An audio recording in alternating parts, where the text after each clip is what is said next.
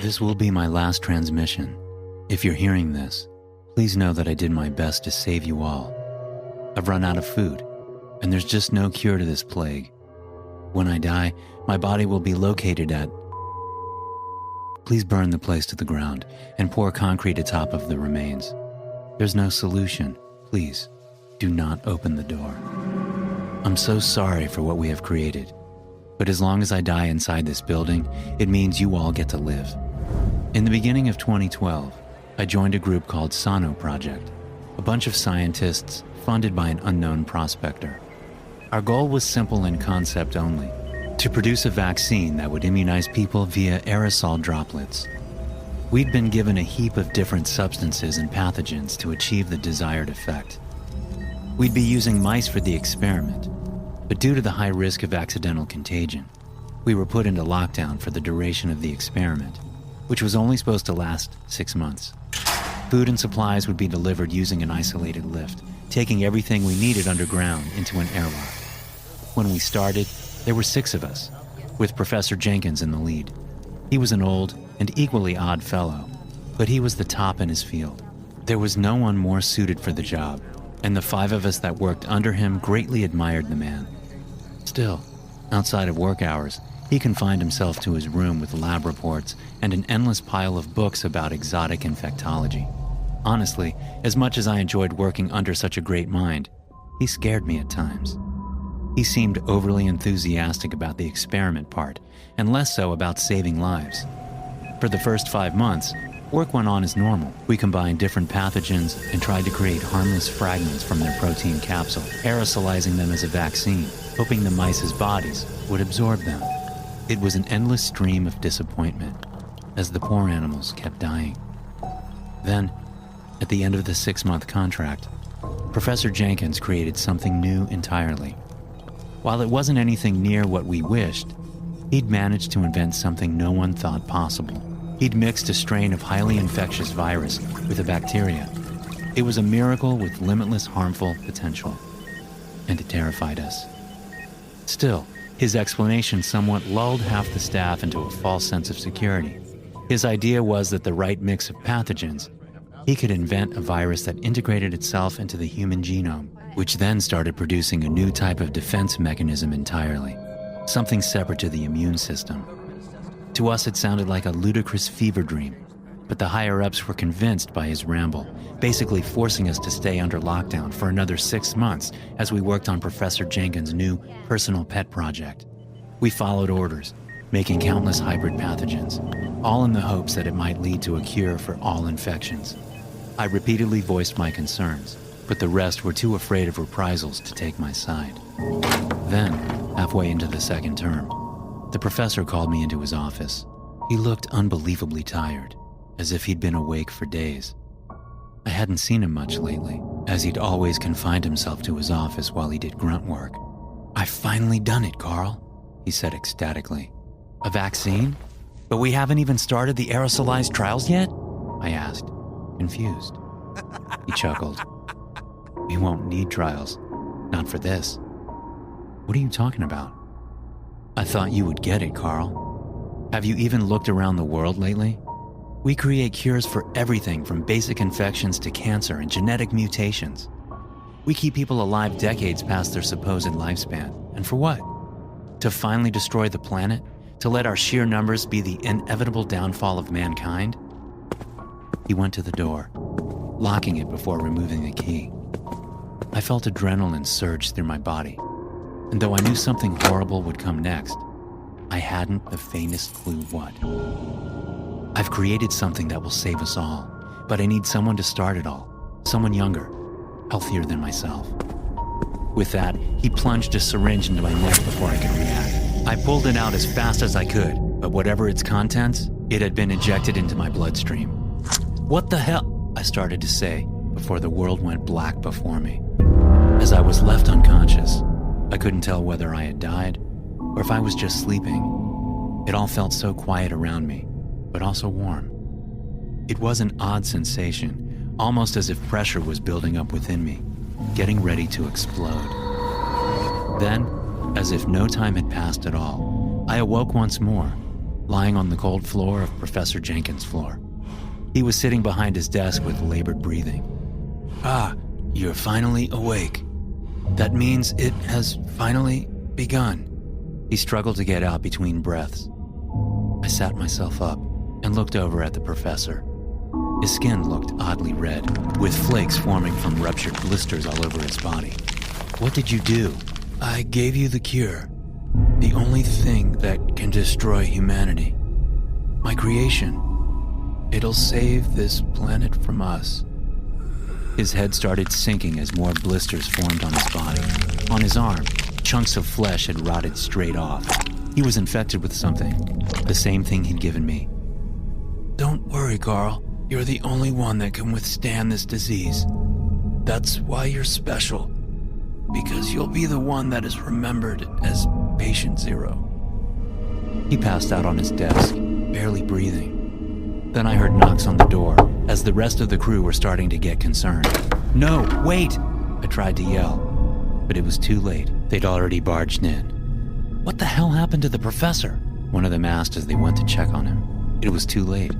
They'd already breathed the same air as us, which meant they would be dead in a couple of hours at most. Only a minute after they touched him, the first crewman started coughing violently, then the second, third, and before the hour had passed, they were all dying. They called for help. No one came, because they didn't want to release the contagion.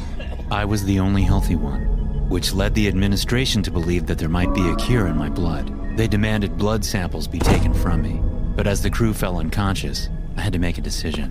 If I let any sample escape this lab, the pathogen would be out there. So I did the only right thing. I disabled the only entrance into the lab, putting myself into eternal lockdown. "What are you doing, Carl?" one of the security guards said over the loudspeakers. "We're sending in a hazmat team to save your sorry ass. Open the damn door." "I can't." "You'll get infected," he said. "No, I won't. I'm not going to die from this, but everyone that gets near me will. If I open this door, I'll start the spread to the outside world. There's no other way." But then I heard him cough through the radio, which is when it hit me that the professor had opened up the vents, allowing the toxic air within to mix with theirs. "What the hell is happening to me?" the security guard said over the radio. He was dead, just like everyone else within the building. "Listen, you need to seal down the building." "No, I can't." "If you don't do it now, everyone is going to die." He left the radio, and I could only pray that we weren't too late. Even the hazmat team was coughing their lungs out. They'd been infected before they even came down here. The only one immune was myself, because I was the ultimate carrier. "I locked it down. The security guard said over the radio with his last breath. Everyone died shortly after that. With the building on permanent lockdown, I was alone. That was 7 months ago. Since then, I've been working on finding a cure for myself, but I'm just not smart enough. Supplies have run out, and as I'm typing this, my vision has gone blurry with hunger and thirst. I'm going to die soon. But as long as the contagion remains within this building, it will have been worth it.